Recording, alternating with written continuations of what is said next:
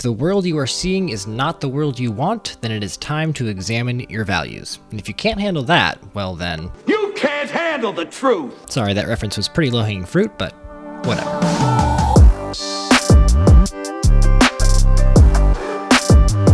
Jordan Peterson is perhaps the most prominent intellectual figure of our time. In the early 90s, he was an associate professor in the psychology department at Harvard. He later became a professor at the University of Toronto in 1998. In 1999, he published his first book, Maps of Meaning. He reached another level of notoriety in 2016 after his very public opposition to Bill C-16, which for the first time in English common law history would allow the Canadian government to compel speech in order to protect gender identity or expression. Strip away the legalese, and Bill C-16 essentially means that if you do not call someone by their preferred gender pronoun, then the Canadian government has the authority to punish you. It's a bold strategy, Cotton. Let's see if it pays off for him. Bill C-16 was one of many chaotic things that Jordan felt the need to address. Hence, we get the book 12 Rules for Life, An Antidote to Chaos. This book focuses on two main things. It's sort of an analysis of the social zeitgeist of the last 10 years or so, mainly from a psychological perspective. And it also teaches you how to walk the line between order and chaos in order to find the most meaning in your life. Now, given that this book is subtitled An Antidote to Chaos, Jordan does spend most of his time discussing the things that you can do that would be most effective on the order side of that line. And he mentions the yin-yang symbol as a visual representation for this. So it's actually pretty cool. Obviously, you have the white side and the black side, white representing order and black representing chaos. And if you straddle that in-between line and sort of dip your toe into chaos, that is where you can find the most meaning in life. First, you must broaden your minds. First, you must look beyond. Now, what are some of the common messages from this book?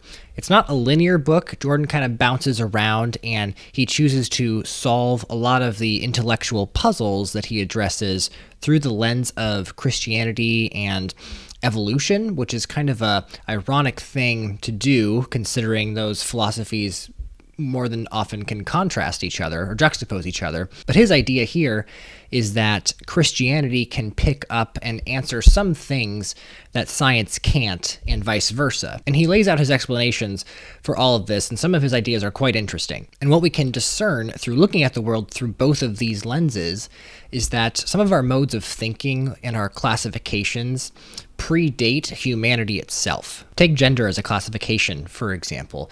Gender has been around literally since the first cell multiplied. Well, I don't know about that because there's severe criticism of that from within the scientific community itself. That would be an example that he goes into in further detail. The other common message that permeates throughout the book is there's a sense that Jordan really wants you to get your life together because you owe it to yourself and to the world. This is a message I've seen in a few books lately, but you owe it to yourself and to the world to get your life together, because when you formulate a plan and you figure out what you need emotionally, physically, and spiritually, your life just improves tenfold. But you have to first figure out what you want. And this book, in part, helps you with that. It kind of puts you in the mindset to critically think about who you are, what you want to be, and where you want to go. If you're someone who thinks that maybe you haven't lived up to your full potential, this book may unlock some of those answers that you're looking for and how to do that. Now, what were my favorite parts and what were my not so favorite parts? I'll start with the book's deficiencies first. So I would say from chapter 6 to about chapter 10, what he was saying was not resonating with me as much as what I got from the beginning and the very end of the book, chapters 11 and 12.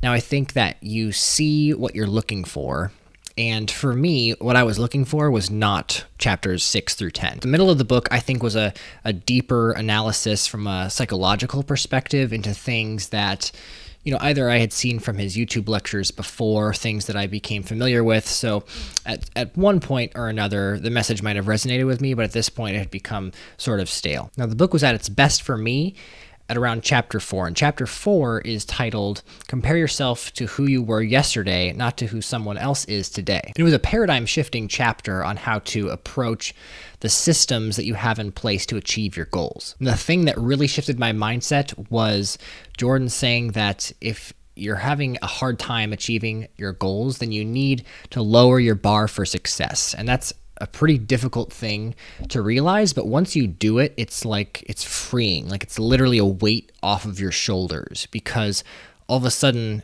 what I've done is I just tell myself I want to spend 15 minutes writing like these book reviews. And what that leads to is me producing a YouTube video about it. And I was putting so much pressure on myself to do, either a video a week or 2 videos a month or something like that, trying to find some numerical value of a goal for something. And it just wasn't working for me. I wasn't getting any traction. But what I can do is 15 minutes. So I'm starting pretty low. And we'll see what 15 minutes gets me. And I'm just going to up it, to 20 and then to 25 minutes. And it's like just incrementally improve yourself. Keep that bar low so you can at least meet it and allow yourself to have some fun along the way. A quote from the book says, "Search until you find something that bothers you, that you could fix, that you would fix, and then fix it.